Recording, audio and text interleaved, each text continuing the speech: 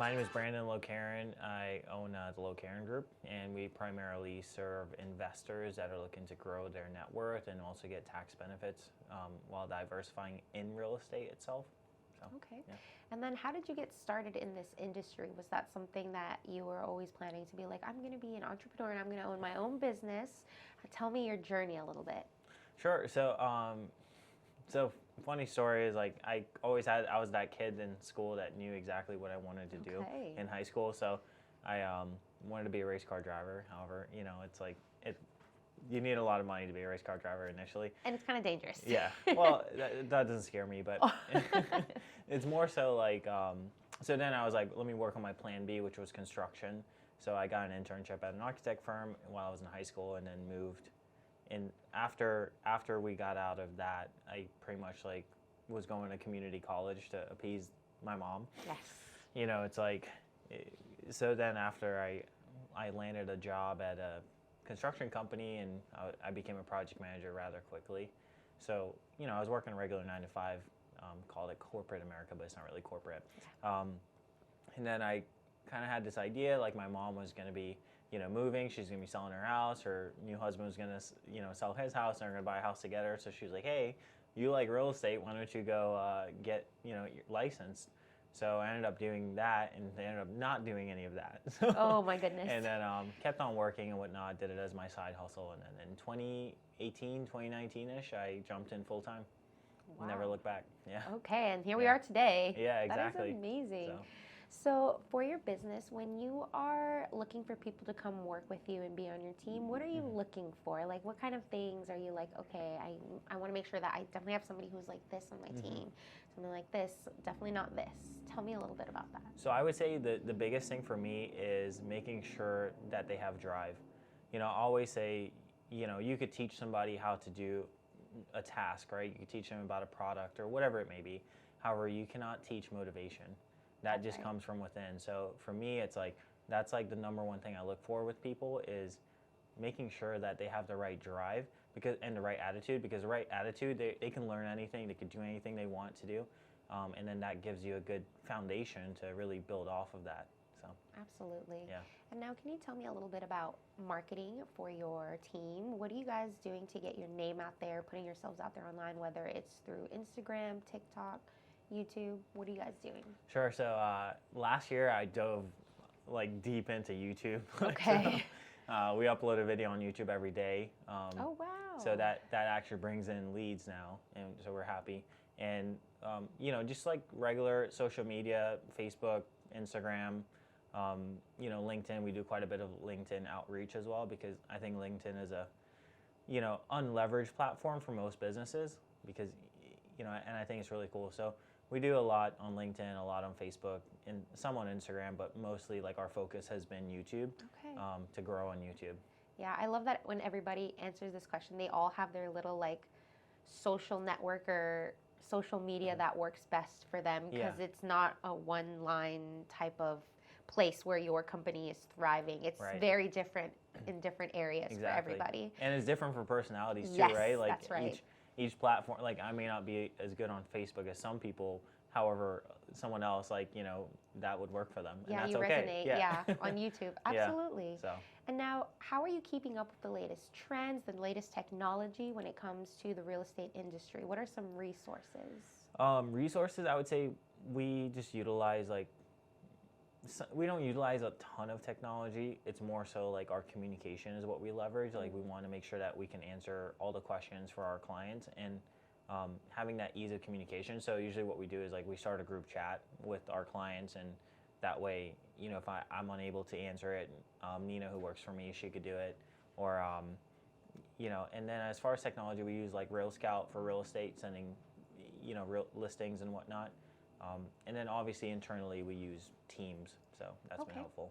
Awesome. Yeah. And then when it comes to owning a business, what has been some of the struggles, whether it's in your industry or just being an entrepreneur in general, and how have you overcome those things?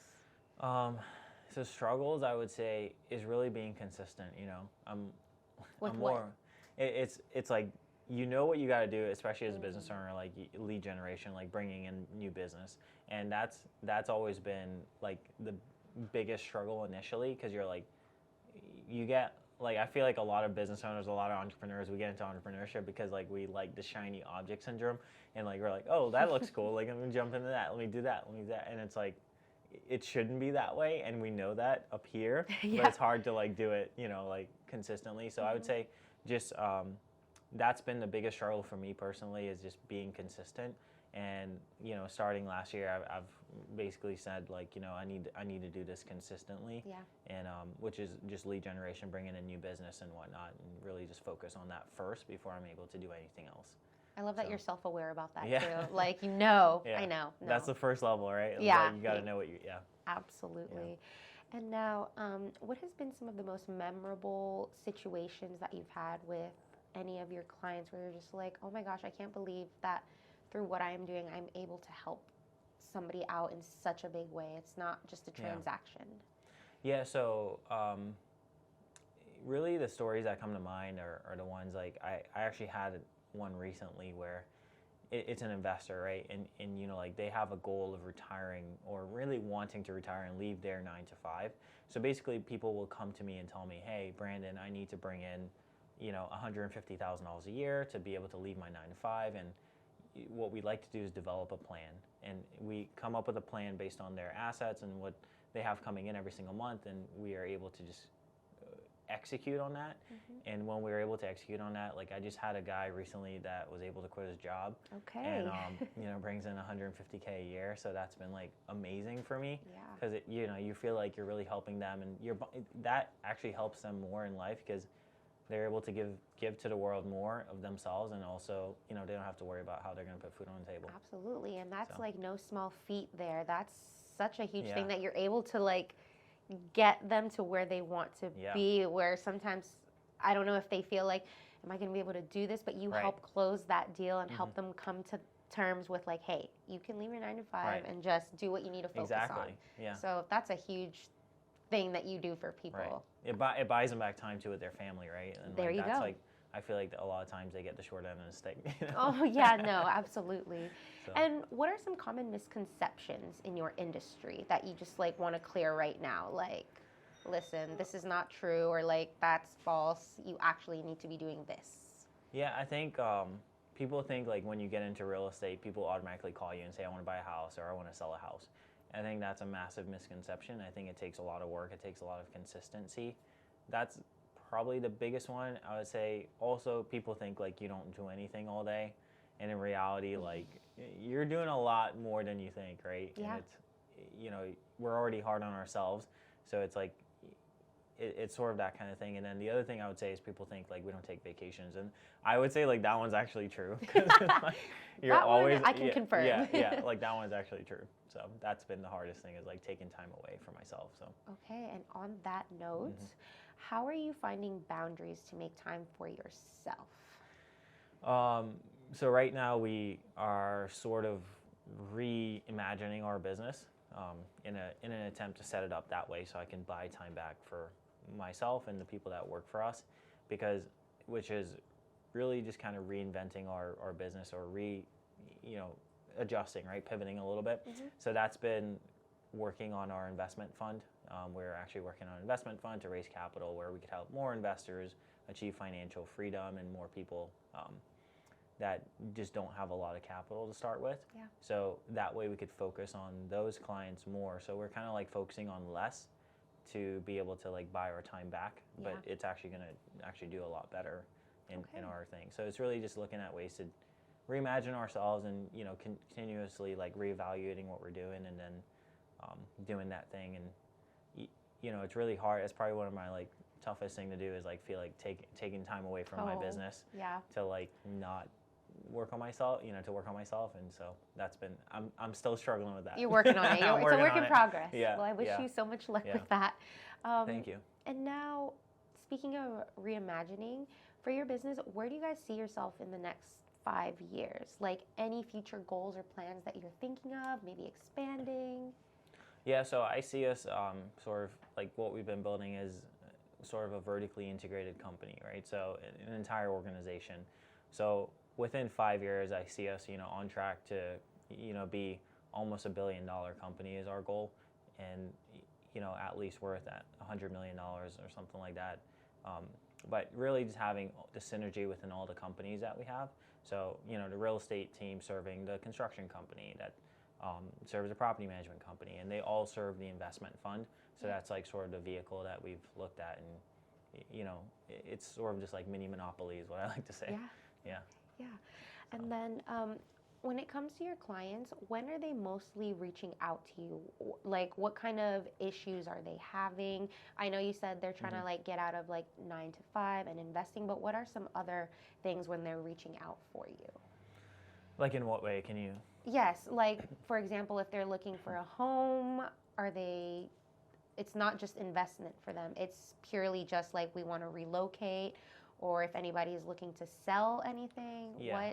What kind of So yeah, we see a lot of sort of moving up and moving down right now. So like a lot of people are upgrading and a lot of people are downgrading. So we have people that are coming to us that are saying, hey, how do I not like sell my house now and then not be homeless and be able to find something else?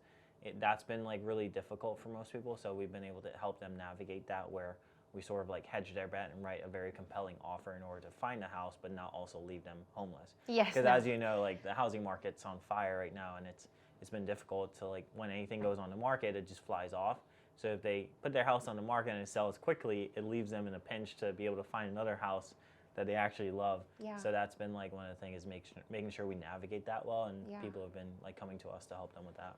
And when you say like when something goes on the market and it's just like quickly gone, is that a result from there being a shortage, I'm guessing, like for the houses? Do you see that changing in the future, getting better? Is it going to take a while?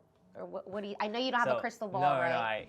So this actually stems, this issue, you're exactly right with the housing inventory shortage, but this stems from 2007, 2006 market crash when new home builders pulled out of the market, and they were responsible for about 1 million homes being put on the market. So in general, like the number is kind of skewed, but it's like about 3 to 4 million homes we're short in North America that should have been built that was never built, and because new home builders pulled out of the market when the market crashed. So you can't just make that up, because like when you think about the resources needed to just build 3-4 million homes extra every single year, that's not achievable. So I foresee this issue always being an issue. And one of the things too that you look at to predict the housing market, I always tell people, is you look backwards, right? You look at the birth rates and look at the average new home buyers, and that's going to tell you where the market's going to go. So birth rates are sort of increasing slightly, and so I believe like it's going to continuously be a thing, like where we don't have enough inventory to satisfy the amount of people in the country. So home prices are going to continue to go up. So that is crazy. And you know what? Something around this area is that I've noticed is like, I know there's a shortage and I know people are like swooping in and getting stuff, but I'm always seeing so many things being built around here. So it's kind of hard. It's kind of like, wait, what, really?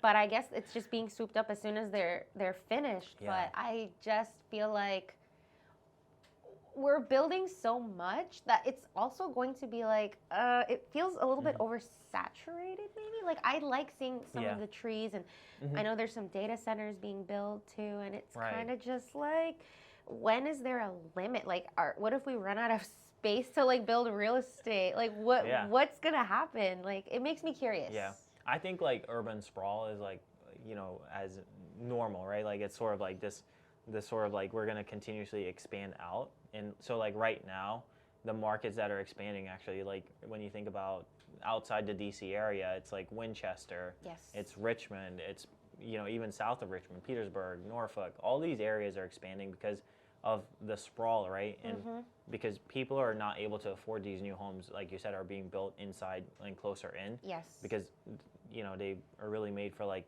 second or third time homeowner versus like a first time home buyer. So first time home buyers are having to go outside of those areas to be able to afford something. But I don't think we're like we are going to run out of real estate, obviously. But we'll see. Yeah, we will just have to see. But I always just think about it, and I just, I like, and I think it's cool because it brings like more people. It helps the economy. It helps us. But at the same time, I like where I live, but I don't know. I like my greenery and my views, and sometimes I like seeing a little farm there, and then when it's gone, it just makes me sad. But I totally get it. But I hope we can come to a conclusion where it's like, okay, this is enough. This is Right. all we've like here. Let's go somewhere else where it's a Right. little bit more secluded. But anyway, yeah. And certain areas are adding in like more, like in Alexandria, for instance, city, like they require a certain percentage of each lot that's being developed by a developer to be green space. So like there's a lot of those green building initiatives and like those green space initiatives that the county will sort of influence with their zoning. So they want parks, they want to see green space because we need it. Yes. And it's more fun, and I think like we feel more connected to nature like when we do see those things. Yes, I did not know that, so that makes me feel Yeah. so much better. And I also feel bad for the little creatures. Yeah. Like they're like, that was my home, bro. Like Yeah. you just like tore Pretty down much. my house. Pretty much. Yeah. But anyway, no, yeah. And then my final question for you is, if you could leave our listeners with a message, it could be in regards to the real estate industry, life, Yeah. traveling, music, anything that's in your heart. Yeah. What would you like for that message to be? So I'm just gonna say like what keeps me going and keeps me like on my P's and Q's, if you will. And honestly, like that's God. And I know sometimes that's cliche to say, but like I'm a believer in Jesus Christ, and I believe like He's leading you, and if you're able to trust in Him and put rest in Him, like He will lead you in the direction that you want to go in and help you become successful. Because I've done it where it was just me and it doesn't work. It always falls apart. So I was like, I need to change something, and that's one of the things that like I tell people now is like, hey, trust in God, like He's gonna lead you in the right way. So that's one I would like to leave. Beautiful. Yeah. No, thank you for sharing that. And I know you're like, that sounds cliche, but it's Yeah. what's in your heart, Yeah. and this is your episode, so you can say what you want. Thank you. I appreciate it. Yeah, you're welcome.